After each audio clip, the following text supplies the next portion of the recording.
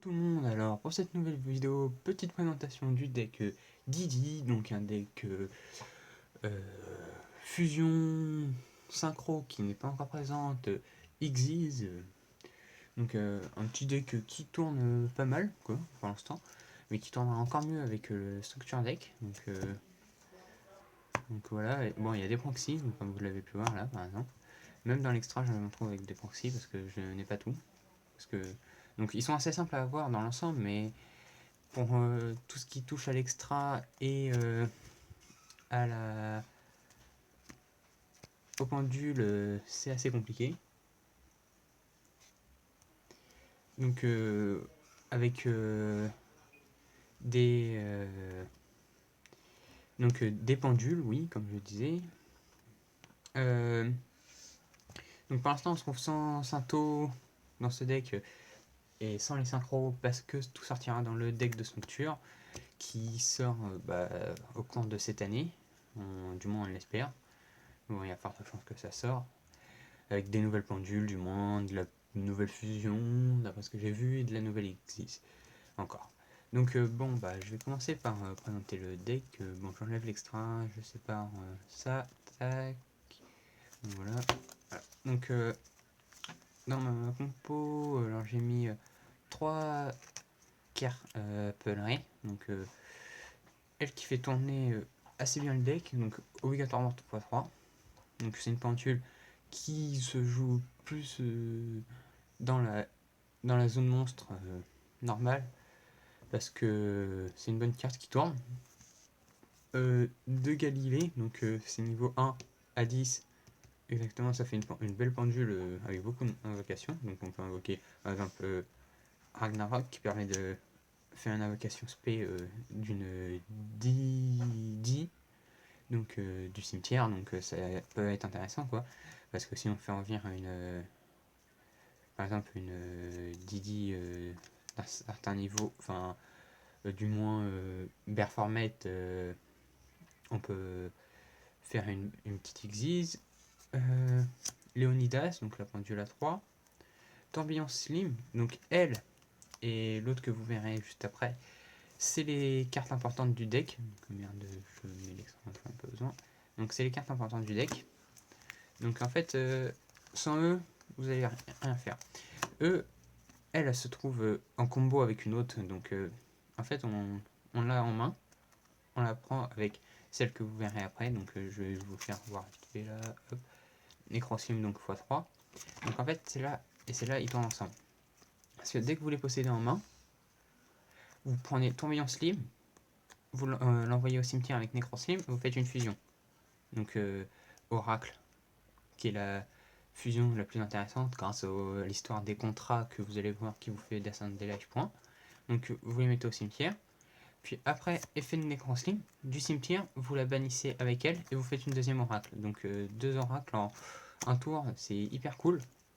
Donc il y a d'autres cartes que vous allez voir pour l'envoyer directement au cimetière sans vous compliquer par les tourbillons slim. Vous allez voir. Euh, donc Performette, intéressante pour les Xyz, à jouer x2, ça suffit pas amplement. Donc en fait, comme vous pouvez voir là, on déclare un niveau, un 8, et il devient ce niveau. Donc on cible une autre. Donc par exemple, si vous avez un écran slim, vous le déclarez niveau 4, vous faites une Xyz à 4. C'est à tous les coups, vous faites César Roi des Vagues, si votre adversaire ne chaîne pas. Donc c'est une assez bonne carte. J'ai mis Pandore x1, donc pas mal me conseille de ne pas le jouer. Parce que c'est une carte qui n'est pas jouée. Moi je la joue juste pour aller piocher des cartes. Donc deux cartes pour au cas où avoir des trucs intéressants.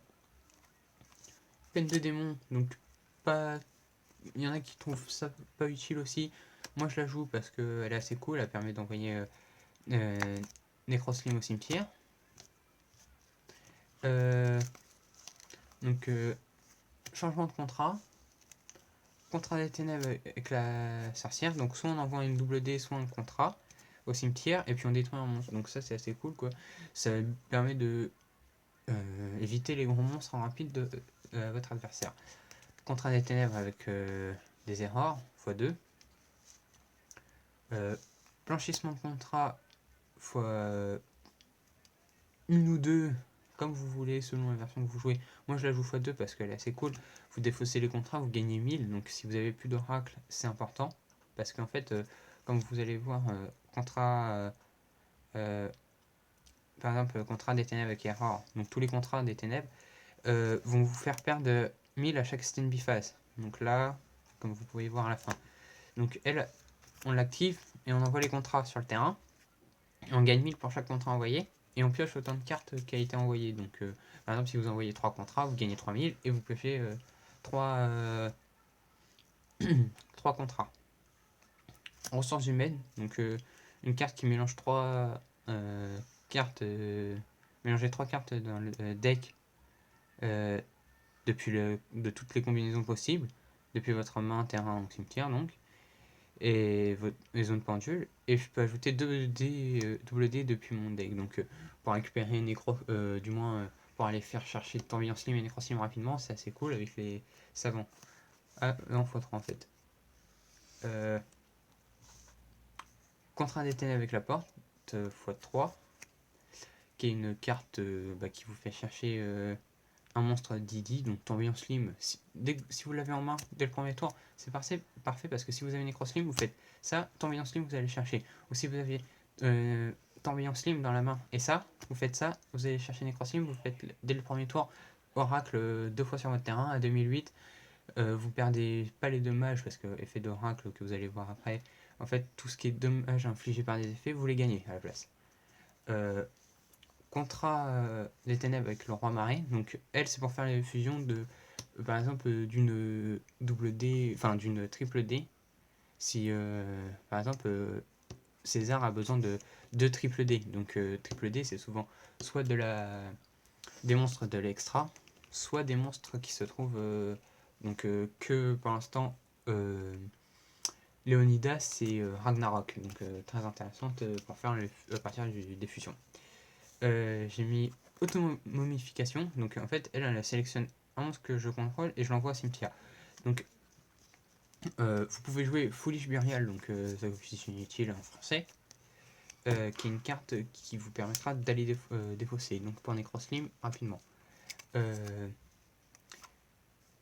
Épée de révélation de lumière, donc x1, qui va bloquer votre adversaire, donc qui va éviter à votre adversaire de faire des trucs dont pendant 3 tours vous faire une bonne main. Et 1 pour 1. Donc un peu le même principe que sacrifice inutile, sauf que vous envoyez un monstre depuis votre main au cimetière et vous invoquez spécialement niveau 1. Donc ce qui est cool, vous envoyez genre Tourbillon Slim, enfin vous faites une fusion avec par exemple Verformet. Vous avez une autre DD, donc la Pandore. Vous l'envoyez au cimetière, vous invoquez Nécroslim, vous la posez. Ouais, c'est ça, Nécroslim. Vous la posez. Et après, vous enchaînez sur un Tourbillon Slim, Nécroslim, dans le cimetière, hop, fusion, une nouvelle fois. Donc il y a plein de combos avec pour faire Oracle. Pour l'instant, du moins, c'est celle qui tourne, qui vous faut priorité dans l'extra Oracle, qui est une carte fusion. Donc pour l'extra, on se trouve avec moi personnellement je joue un Ragnarok, donc c'est un Ragnarok qui est une 2002-2003, donc avec un assez bon effet, bon long à comprendre, enfin compliqué à comprendre et assez long à dire, mais avec un bon effet quand vous comprenez. Oracle, Roi d'Arc, donc x3, donc à la place vous perdez pas de dommages, vous les gagnez, donc c'est bien si vous avez des contrats, comme ça vous gagnez 1000 à la place de les perdre. Je joue César Roi des Vagues, ouais, x2. Donc une existe de niveau 4 toute banale, hein, simple. Roi Tiertel d'or en 5 que je joue x2. Et Kali Yuga, donc celle qui fait aussi tourner le deck, qui est assez puissante, quoi, 2005-3000, 3005-3000. Avec elle, donc 3002-3000, qui sont des cartes assez puissantes sur votre terrain. Vous les avez, vous allez taper très fortement. Avec elle, encore mieux si vous avez votre adversaire encore des monstres plus forts. Donc voilà pour cette nouvelle vidéo sur le deck Didi. Donc un deck qui n'est pas méta, qui n'est loin de là, mais qui est assez bon, qui tourne pas mal. Voilà, donc si vous avez aimé et que vous comptez faire des decks, vous voulez des compos de decks et que je n'ai pas ou que je ne fais pas pour l'instant, donc je vous ferai voir les decks que je suis en train de faire actuellement, vous verrez ce que je fais. Sinon, si vous voulez des decks que je ne fais pas mais que vous êtes intéressé par les compos, vous me le dites, je ferai des vidéos dessus, j'essaierai de trouver des compositions et voilà, hein. Pourquoi pas créer des decks, enfin tester des decks que je ne connais pas, c'est pas vraiment faire découvrir, par exemple Cosmo que je ne suis pas prioritaire à faire, mais intéressante quoi. À me dire dans les commentaires, hein. Sur ce, je vous laisse et voilà.